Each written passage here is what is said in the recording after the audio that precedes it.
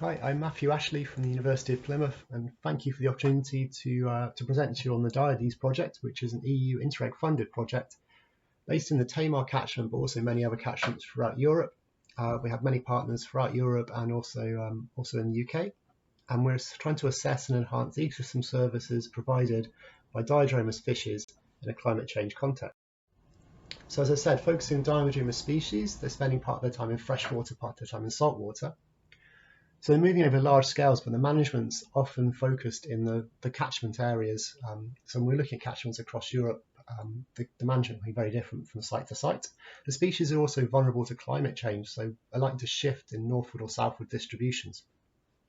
The project identified that a transnational approach is needed and aims to not just look at the distribution, the change in distribution, but also look at how the species provide benefits to local communities and also the economic value to those local communities and how those will change, and relate that to policy guidelines to implement better management across the species range, but also in each catchment, not only to preserve the species, but also the benefits that we get from them. So this takes a threefold approach, looking at the biological populations and their distribution, looking at how those will change under climate change scenarios, and looking at assessing these ecosystem service benefits, so the benefits the species provide to us as humans and support our lives and make our lives possible and worth living, but also how those can be valued, and to look at those holistically, include that evidence in interactive tools that stakeholders and managers can use quite easily without delving into a lot of policy and lots of academic literature. So interactive web atlases, serious games, which are essentially a role-playing board game, and finally presenting policy guidelines to inform future management. As I mentioned, it's looking at many case studies across the Atlantic area, not just the Tamar catchment, but relating the Tamar catchment to those areas as well. And here at the University of Plymouth, alongside partners at CFAS, at the Rivers Trust, and the Angling Trust, Inland Fisheries Ireland, and many other partners across France, Spain, and Portugal, we're really looking at the change in ecosystem service provision and the change in value associated with that, and looking at how that will change under those scenarios. Just to summarise what ecosystem services are, they're often categorised into different categories, from provisioning, regulating, cultural. So looking at the benefits that support our survival and quality of life, some of those are the food provisioning, the food that we receive, the materials we receive and can use. Looking at regulating services, so nutrient cycling, climate regulation, regulation of pollutants, possibly more for habitats, but obviously the movement of fish species in and out of marine and freshwater environments transfers a lot of nutrients from those different environments.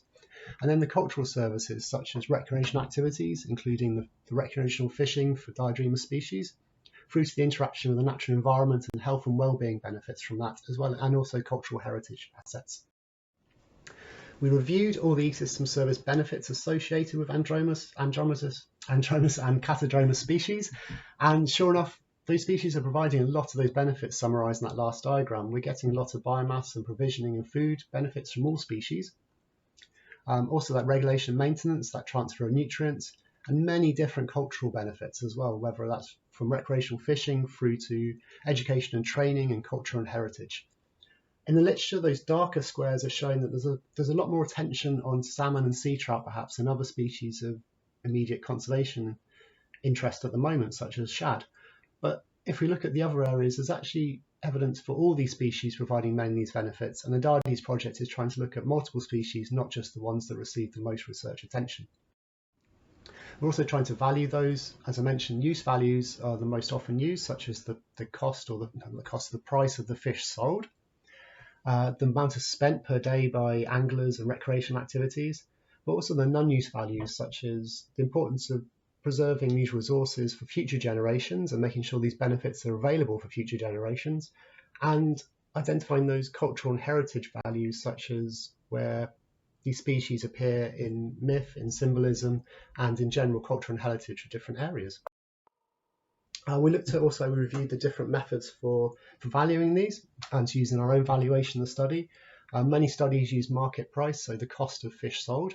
Also, the amount is spent for recreational activities and getting there and undertaking the activity.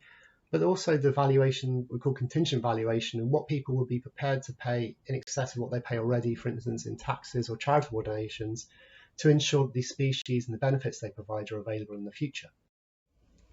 So we move to the Tamar case study site. We find that most of the species considered in the DiadES study are present in the catchment. Also, many of the benefits that we found in the literature are also present in the catchment too, and we're able to quantify those in some way or collect data on them. So we've got the commercial fisheries, whether that's mullet and flounder at present or the historical ones for salmon and eel. We've got a lot of recreational activities and value associated with recreational fishing.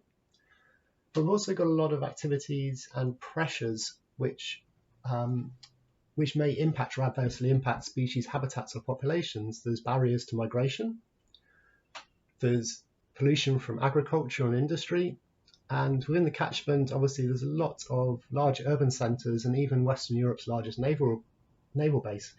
So there's a huge amount of pressures that I'm sure everyone in the catchment partnership's aware of need to manage this. And I know West Country Rivers Trust have done a lot of work on this already and put together a lot of very interesting resources to display this. So the project is really trying to build on some of this and to provide some new data. So just to summarise, when we looked at what we had in the Tamar catchment, we found food provision is present from commercial fisheries in the past, but at present we only have it for flounder and mullet, hence the zeros and question marks. Redistribution nutrients, like nutrient transfer from marine to freshwaters, is present potentially for all species, but we only really have data for shad because the DiadES project has managed to model this for the different case study areas in the European catchments. There's traditional know-how related to different fishing techniques for commercial fisheries. There's obviously a heritage fishery that's unable to continue due to licenses for salmon and potentially old methods for eel as well. There's a lot of traditional know-how related to recreational fisheries, such as fishing guides for the salmon and sea trout fisheries, and all the heritage that goes together with the history of recreational fishing in the area. There's also natural heritage and natural diversity. There's a lot of input into research and funding for research and a lot of education activities that surround these species in the catchment. So we try to record these, and where we can, we try to associate economic valuation data for them. Just to present some of the results of one of the studies, we did a questionnaire survey across all catchments, and the results from the Tamar catchment for recreational anglers.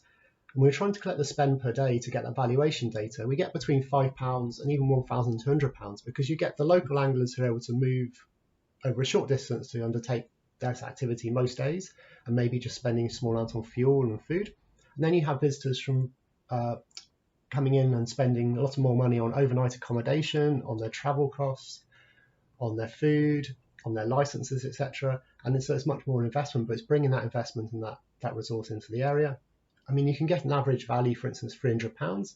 What I think is more important is the wider responses to what motivates people to fish. And it's not just catching fish, but for everyone, they strongly agree pretty much that it's for relaxation, to improve their well-being, to enjoy the natural environment and spending time outdoors, and to enjoy the fishing experience. And for some, it was to be able to socialise with friends and family, and for others, it was to be able to enjoy that time to relax by themselves as well. And this has been found throughout studies. For instance, in Scandinavia, a study noted that the expenditure from pursuing the activity far outweighs the cost of buying the fish in a store. So to try and record these wider, perhaps well-being benefits, which also can be valued economically if you want to as well, but I think there's a lot of importance to record why people do the activity and why it's important. For instance, 66% of the respondents in the Tamar catchment suggested they would stop fishing if the species they targeted weren't there, or they would fish somewhere else. So the economic investment wouldn't be received into the Tamar catchment, but also those health and well-being benefits wouldn't be received if people were to stop fishing entirely. Also mentioned, really interested in some of the cultural heritage assets that the fishing, historical fishing brings to the Tamar, and potentially if it was able to return could bring. So there's been work to reconstruct one of the old salmon netting boats, and that's available to see in the National Maritime Museum. And some of the stories that go behind this are really important. And there was hope, obviously, when this was put together by the National Maritime Museum, that stocks would be recovered and these fisheries could resume. To relate this to other work we've been doing at the University of Plymouth, this is NERC suite funded work looking at natural capital assessments in relation to the 25-year plan to improve the environment. And we're looking again at those resources the population size and the trends in their extent, so the population size and their condition.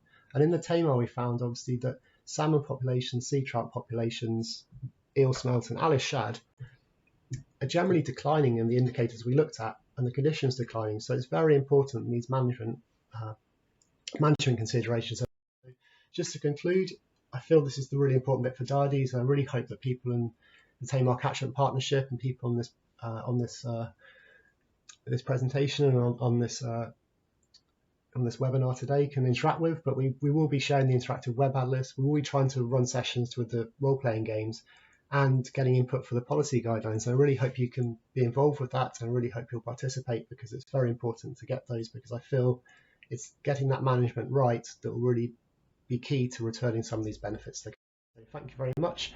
You can contact me by email, and I'll be happy to answer your questions.